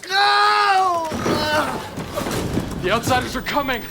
The thing is I don't like being an asshole, and I am a fan of Stephen King. But, again, pick any other story and make a franchise out of that. Make a Boogeyman franchise. Make a Graveyard Shift franchise. Make a Night Flyer franchise, It's strange to me. Within the context of this story, which I should not make Stephen King have to pay any sort of penalty for, because of course he didn't write anything but the concept beyond which they're springing from here. There's some character beats that don't make sense. They're never really clear about why these kids are so bonded together that they're going to stay true to with their friend and stick it out, no matter how many flags go up, no matter how many demonstrable warnings, no matter how many things are telling them to stay away before danger happens. They're gonna stick with this friend. And if I felt that in the characters through all their behavior and their interactions, that they really loved her and wanted to, help her solve this mystery and find her brother, then I would buy it. But I don't. And like I mentioned before, Eva Mendes's character is supposed to actually get romanced and taken in to the cult, to where the point that she volunteers to be a sacrifice for he who walks behind the rose. That's kind of an interesting concept, so like an outsider actually get taken in, instead of being horrified by it, actually kind of feeling like this is their fate that they've found their way to, that this was like their destiny. And if the screenplay was there, and if Eva Mendes maybe was a more experienced actress, we could see the layers peeling away, and it would make sense. Her decisions would make sense, from going from, like, shallow, haughty, let's, just sort of the stereotypical hot chick in the horror movie. We're probably going to see her have sex, and she's probably not going to make it till the end credits. Well, we're half right. She doesn't make it to the end credits, but it's on her own terms, strangely. That could have been more interesting than the execution. And yes, I mean, when it comes down to the kids attacking, the movie has to make production choices. So they cast older kids, teenagers, some of them looking too old to be children of the corn. A, so they can work with them longer, because they can only film with so many hours with actual children. And B, so that they're more comfortable doing scenes of violence. And all of these choices hurt the credibility of the story they're trying to tell.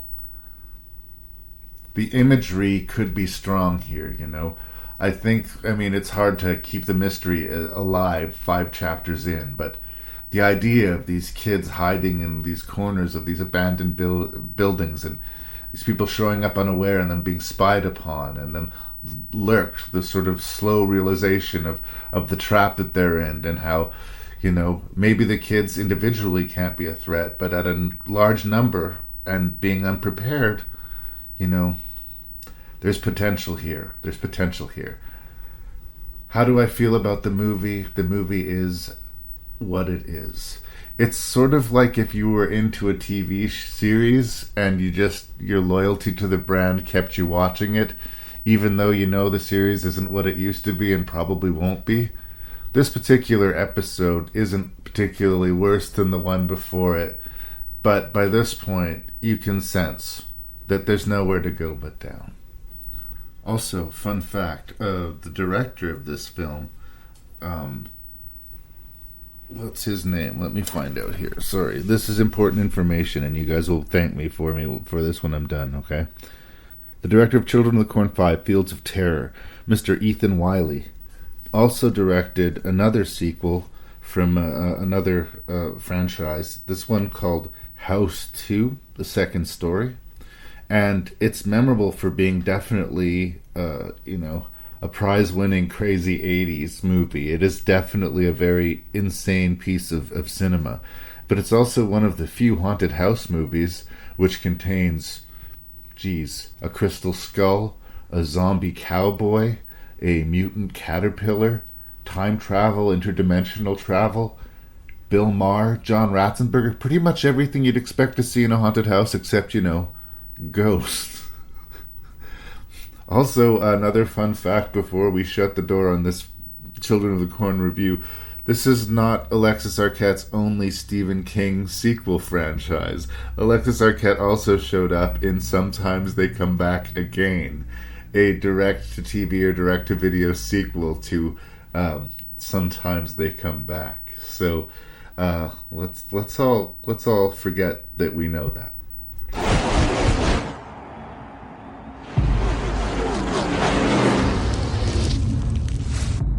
Hey, how old is this place? Got me.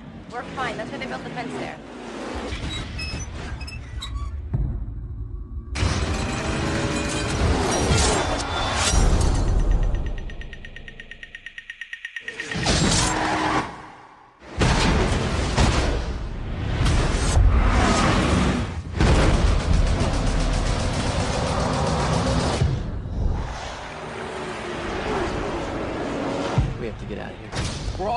right? There's gonna be a crash. Have you lost your mind?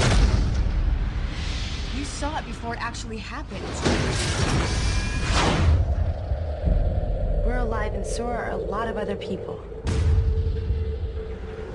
I keep having these visions. I see how the next person's gonna die. What do you mean, the next person? Survivors in the accident. What if we weren't meant to survive? What's gonna happen to us? I think we can stop it. The Final Destination. I don't know why that was easier or better than calling it Final Destination 4, which it clearly is. I mean, there is a Final Destination 5, but for whatever reason, somebody in a position of power had the wisdom to call Chapter 4 The Final Destination. This film was directed by David R. Ellis, who actually had already directed one of the Final Destination movies, the second one. And one of the confusing things to me about Part 4 is that the second one, although not being an amazing movie, was, I think, fairly well handled. Most especially the stunt work and the opening catastrophe, which must necessarily set us on our path for, a main character to have a vision that saves a bunch of people from a catastrophe, and so that the power of death itself can one by one hunt these poor sons of bitches down. It's a weird thing. I mean, here's a note on the director, David R. Ellis. He died in 2013 after a very long and storied career, mainly doing stunt work in movies like, Game of Death, Invasion of the Body Snatchers from the 70s, Beastmaster, Airplane 2, the V miniseries, Scarface, Lethal Weapon, Roadhouse. He's good with stunt works and scrappy stuff, and he'd spent a lot of time, when he made his way to being in the director's seat, doing kind of, genre entries. He did Final Destination 2 and 4, Cellular, Snakes on a Plane. He did a forgotten ghost movie called Asylum, and my personal favorite that he did was Shark Night 3D. I mean, I have no memory of Homeward Bound 2, so maybe that one is his best, but it's just interesting because he didn't do what do you want to say? And none of the movies that he directed were going to be winning Oscars, He attempted to make, at least, crowd-pleasing films. And in his weird, loose, charming way, I was kind of a fan. I know I was the guy who was talking a little bit of shit about Snakes on a Plane and that it was going on for too long and had a bit of an identity crisis, and I liked more what the movie wanted to be than what it was, but it did put a smile on my face. And usually, David R. Ellis's movies put a smile on my face, if nothing else, with the notable exception of The Final Destination. The opening catastrophe that starts this film has got to be the weakest in the Final Destination franchise, and it's confusing.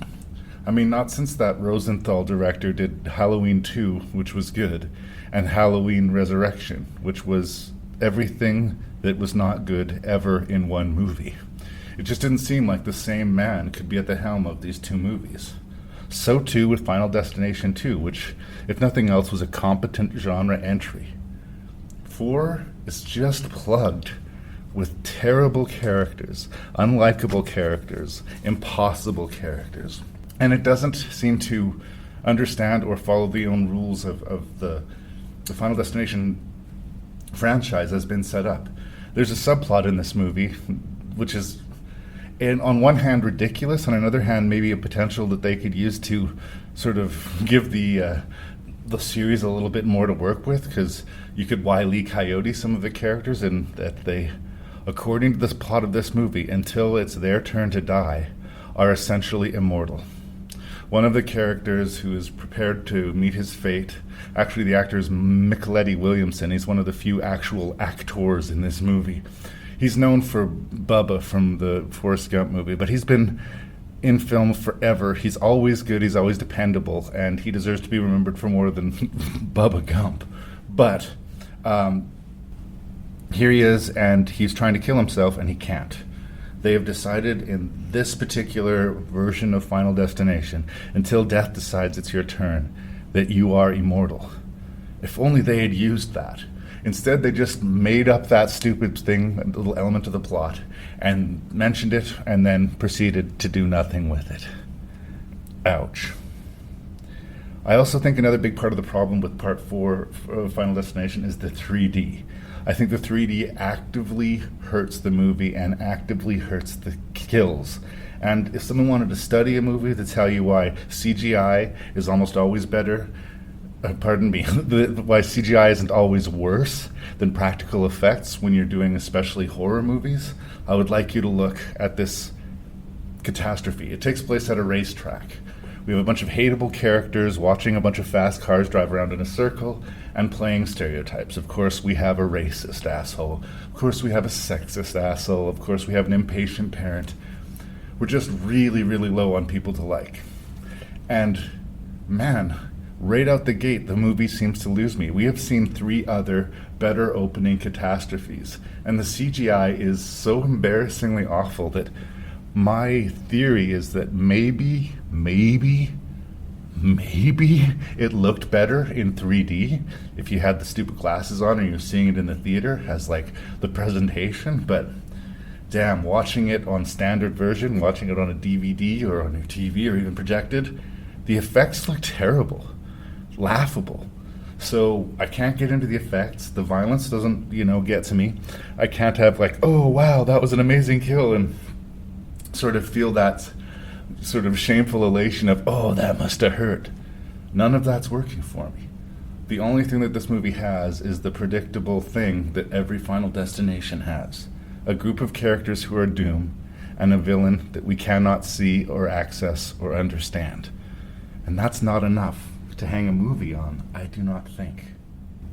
Why the premonitions? The main character, of course, has a premonition about the initial thing, but throughout the movie he keeps on having more dreams and more premonitions, and they double down on this to a ludicrous degree in the third act, to an infuriating degree in the third act. But whenever he's in the dream world, it's the same thing. Overproduced, kinetic, special effects, looking very CGI, whether or not it was shot that way. Even if they shot something practical in post, they put CGI on it to make it look fake. It's true in most of the stunt sequences, but it's very true in all of the dream sequences. There's one scene where he sees a snake sort of jumping out towards the 3D screen in one of his dreams, and I couldn't help but think of snakes on a plane. There's some memorable sequences. There's a very racist character who's doing very racist things, and his death is prolonged and dragged out and hilarious. He's both dragged and set on fire, and it's okay. His death is funny because he's a racist.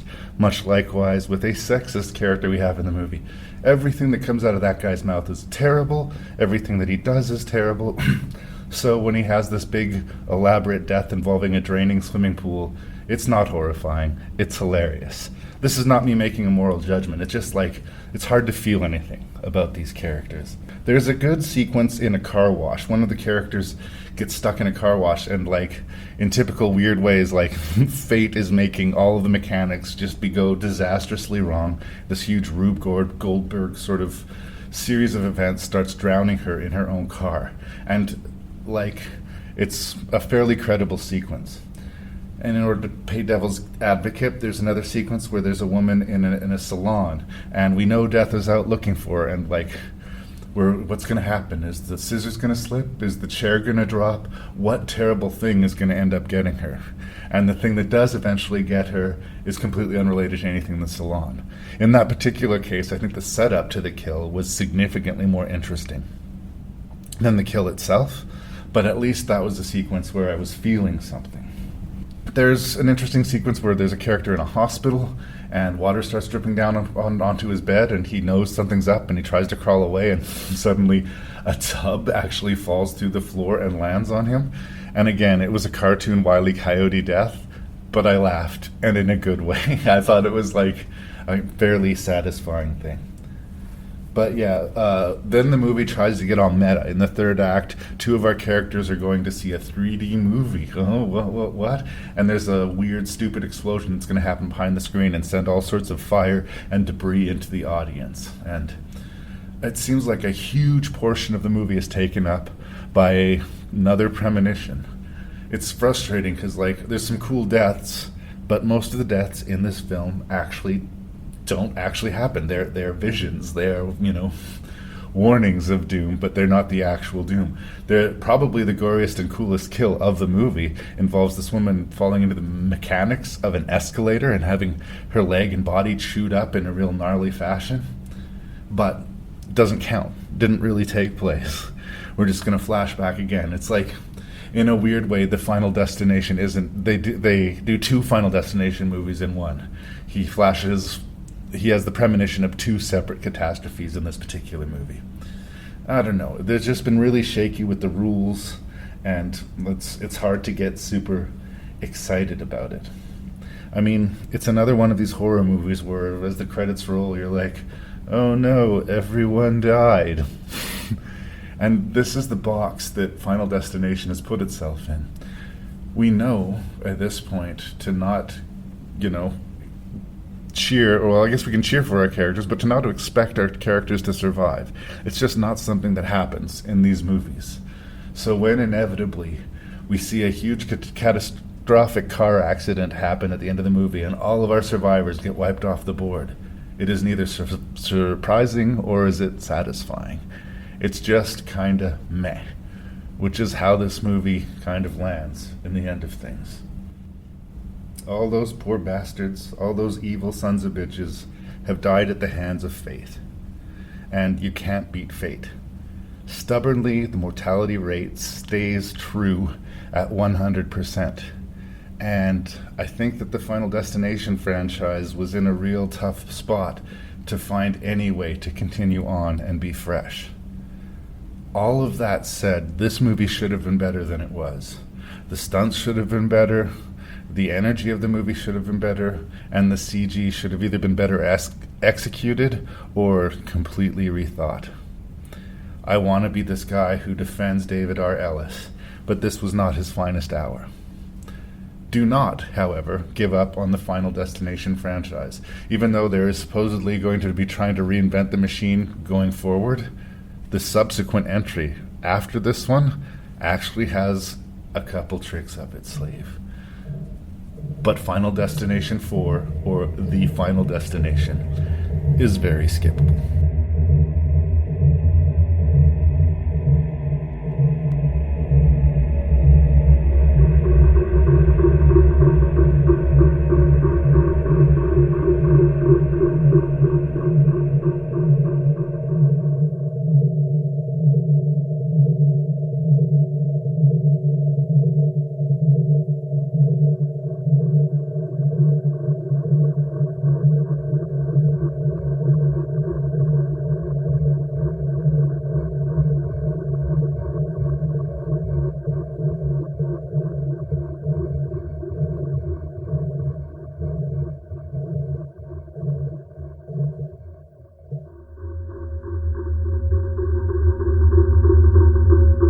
If you could make a Friday the 13th movie, what would your pitch be? Well, I have a few ideas. Okay. The first one, not ideas, I guess, but kind of thoughts. What about if you did a sort of a prequel of sorts? Something in between parts 1 and 2. So going back to the kind of the rough hillbilly-looking Jason. He had that shack in the campground. Maybe you show where he gets the sack over his head. I've always kind of liked the sack head Jason, even though it's the town that dreaded sundown. Yeah. Same kind of idea, but something about the crude one eye hole just kind of looked a little bit extra creepy, I thought. So, I don't know, I thought maybe that'd be an area that's not really explored, how he kind of became kind of on his own. And I know you always hear talk about like a found footage. They've talked about doing a found footage Jason or Jason in the Snow, I think, as well. But for my angle, I would say Jason killing teenagers at Camp Crystal Lake. Yeah. Don't overthink it. Just keep it simple. It seems the more of an angle they added to the sequels, the sillier it became, because we need to add a twist. So now we're going to have Jason versus Carrie, Jason in New York, Jason in space. Now Jason can jump from body to body with his soul. How about just keep it simple? Let's not be kidding ourselves. Friday the 13th does not need to be complicated. This sounds like counterintuitive, but I also would say cut your budget. There's something, as much as I get cheap thrills out of the remake of Friday the 13th, there's something too professional and too polished about it. It doesn't feel like a Friday the 13th movie in some ways. It's just like too clean somehow. Maybe even add some of that 1982 grain to the film. Yeah, don't hire the best actor. Don't hire the worst actor, but don't hire the best actor. You don't have to overdo it like the Grindhouse movie, but just maybe a little bit of film strip grain. But I mean, you don't need to overthink it. You need a few things. You need 9 to 12 people at a lake, a masked killer, a machete, and maybe an axe. Yeah. And there's your movie. Or the other idea is. The biggest kind of fun wet dream for Friday the 13th fans is maybe a conclusion to the Tommy Jarvis story. Ooh, Tommy's back. I mean, what was he after he killed Jason again, or he chained him to the bottom of the lake in part 6? That's right. What's he done since then? Maybe there's something there. Maybe Tommy has to come back. I don't know. I think that would be something that would interest people. But, right. But I think we don't have enough just simple, straight-ahead slashers now without too much explanation, like they did with Halloween. They add too much explanation, and it becomes less scary. So, that's funny. We'll talk about that later on with one of the reviews, I think. Would you like to hear my elevator pitch for Friday the 13th sequel? I'm all ears. Okay, so like a grizzled war veteran, you could hire some over the hill former action star that's not Steven Seagal. Maybe a Jean-Claude Van Damme-ish type figure, but he is back from the wars and he's very lauded, but he can't enjoy anything because while he was away, his beloved teenage daughter was killed by Jason. So he gets a bunch of his old war buddies together and he stakes out Camp Crystal Lake, and he gets a bunch of girls to do some sexy yoga training out by the lake as a lure, because Jason doesn't like people doing sexy things in his neighborhood, right? So it becomes these old veterans mixed with these haughty yoga students and versus Jason all together at once. At first I thought you're kind of going the Aliens kind of route for the sequel, maybe more action and firepower. No. But the yoga angle makes it interesting. No, that's an extra added spice to it. Sexy yoga, whatever class, just to lure him out. I mean, I say embrace your genre. If you're making a Friday the 13th movie, know what you're doing. And again, keep that budget low. But I mean, I just sort of like the idea of somebody who's there prepared. And he's got maybe a couple of his old war buddy veterans helping him out and, setting traps and trying to actually lure Jason to try and slaughter these girls. But a bunch of guys are there to try and protect him. I don't know. Just my thoughts. Okay. And that kind of goes along with the Tommy Jarvis kind of thing, too. Like someone that's prepared. That's right. And, maybe... Well, with Thom Matthews, he's still doing stuff, right? Is that his... I think so. Tommy in part 6? Well, I assume he's still around. I don't know. I haven't been following his career, I guess.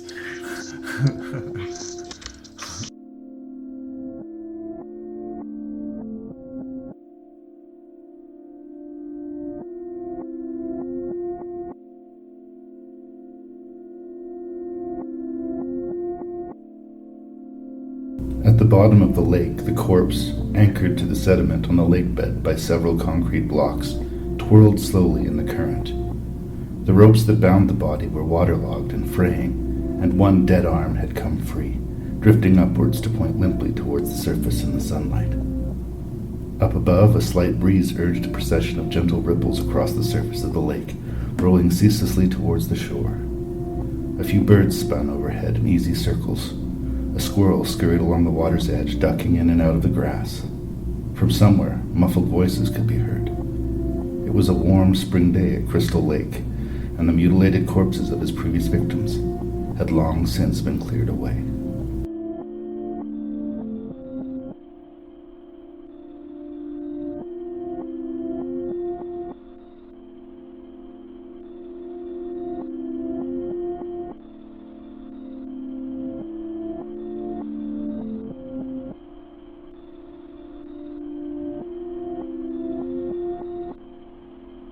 From the back of the book, Friday the 13th, Church of the Divine Psychopath. Jason Voorhees, unkillable, unstoppable. Camp Crystal Lake's most infamous son is back, and he's doing what he does best. Following the drowning of a young boy named Jason Voorhees in 1957, Camp Crystal Lake was long been terrorized by a silent killer, a seemingly unstoppable murderer who hunts his victims in the dead of night. But when an insane religious group begin to worship Jason as a means of inflicting a holy retribution, they are oblivious to the carnage that will be unleashed when he escapes. One of the most feared icons in movie history returns in this brand new range of further adventures. Wearing his trademark hockey mask and armed with his deadly machete, Jason is back for revenge.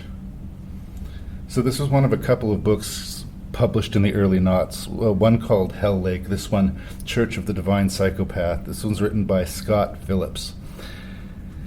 And it's a weird sort of fan thing that you'd think that there would be more of it, that it would be more popular. This novel has gone out of print. I'd love to say, pick up a copy at your local bookstore or whatever, but you have to order it online, and depending on where you go, you might have to pay over $100 for it. So strange. Same thing back in the day when they used to do novelization of the Friday the 13th movies. I remember my friend Scott Lehmann, who you heard talk in this episode, he had a couple of them, and I thought it was so cool. I don't know why it's not more of a thing. I don't know why fan fiction in the realm of Friday the 13th isn't huge, because there's been a huge gap between movies, but absolutely zero drop in the interest and the love for Jason Voorhees. If anything, it's grown. There's the video game. It's made such crazy cultural impact that it's weird to me it's so hard to get your hands on these, and that there's only 2 of these fan fiction books and not 200. So how is the book? Well, it accents everything about the series, both the good and the bad. If you want gruesome detail on the carnage that this powerful creature, Jason Voorhees, can inflict, the book's going to do that. It makes the violence more visceral, more deep, more extreme. Unfortunately, it also makes the sexuality, which, let's be fair, is a component of the Friday the 13th sort of saga, seem that much more, icky and unpleasant. It's not just that people are having sex or that they're describing sex. That's fine, that happens. I live in the real world. I am a pro-sex person. But it's the psychology, both the eye and the mind of the author and the characters are either all obsessed with having sex with one character, with taking advantage of another character, with up to and including raping another character, or to just being run completely by their sexual organs, be them male or female. One of the main female characters is attracted to the priest who leads this cult of people who worship Jason Voorhees, and they believe that he is here to come back from death and punish sinners. So much so that they find his corpse in the lake, prop it up in a crucified stance at the front of this church, and worship it. But, of course, when Jason comes back to life, he doesn't care if you worship him, he's just going to kill you. Meantime, there's this SWAT team that's been sent in to deal with this religious extremist group, and a sort of Waco-like confrontation happens. Jason is going with both sides. I was going to say working both sides, but by I mean just killing both sides willy-nilly. The actual technique of the writing is unimpressive, but it gets the job done.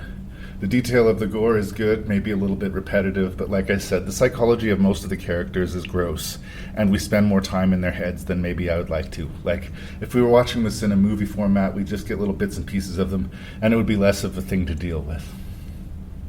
General note: fiction writers, screenplay writers, cult ofs.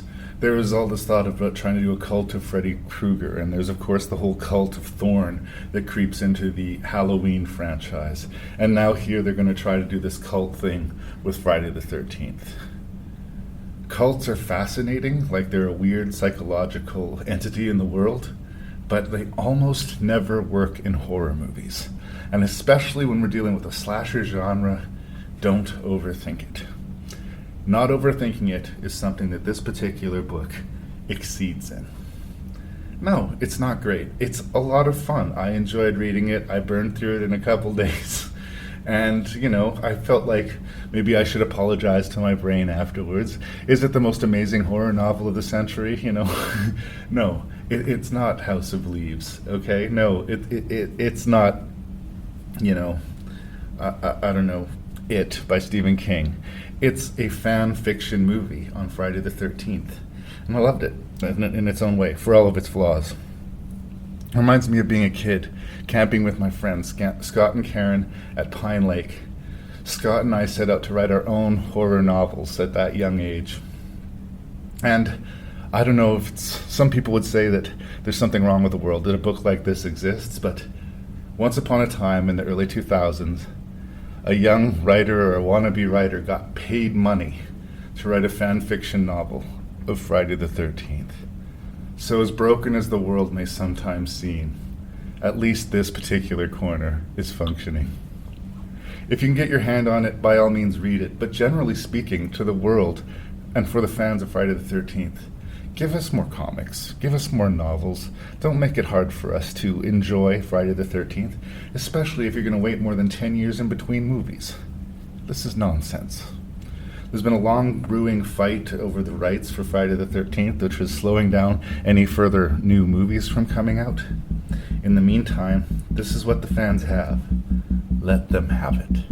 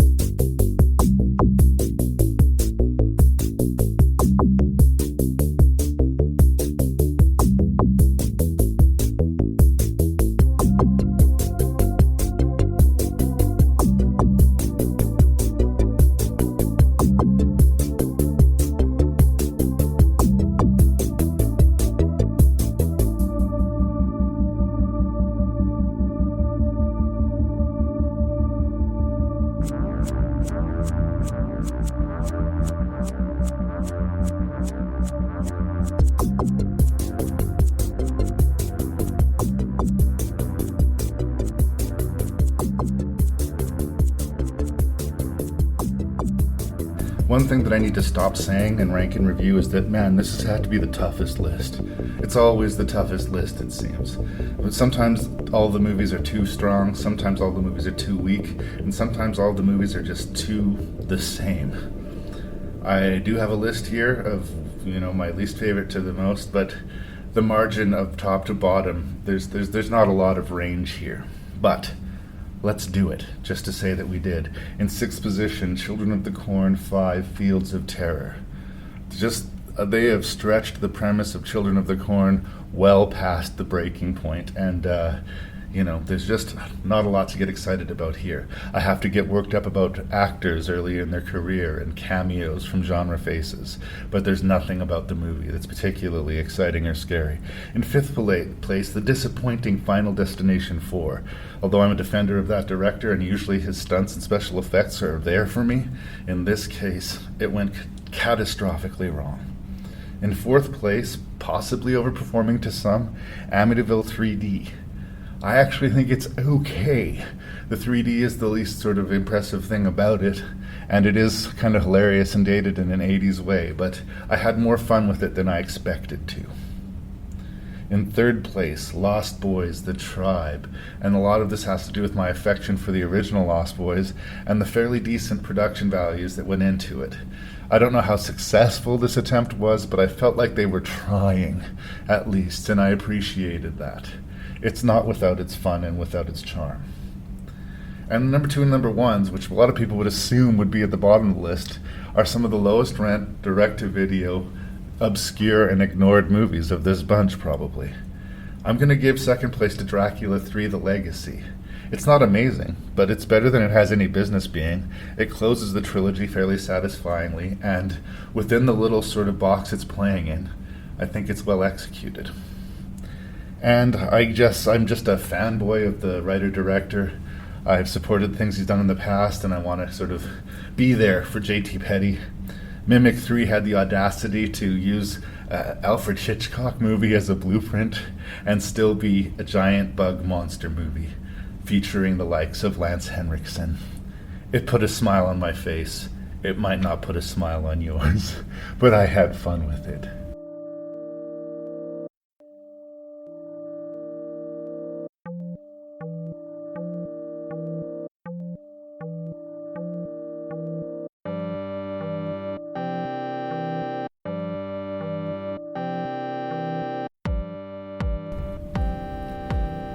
And there was episode 191 of Rank and Review. Thank you so much for listening to it.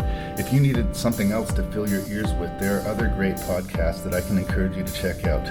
Cobwebs, a Gothic horror podcast, that's a friend of Rank and Review. The Shelf Shedding Movie podcast, hosted by regular contributor Mr. Jason Dubray. The Terror Table podcast continues its epic reign. And please do check out A Lifetime of Hallmark, which is a podcast dedicated to discussing Lifetime and Hallmark films. So those are all good things to check out. And of course, if you have feedback to send me, you can send that feedback to ranknreview@gmail.com. That's ranknreview@gmail.com. I understand that this is a different episode, so, try to be gentle. Check out the website at Ranknreview.ca. And as always, thank you so much for listening to Rank and Review. And please tell a friend about the show. And there will be another bunker episode in the future, but we'll spread them out. We'll spread them out. I think this went well, kids. I really do.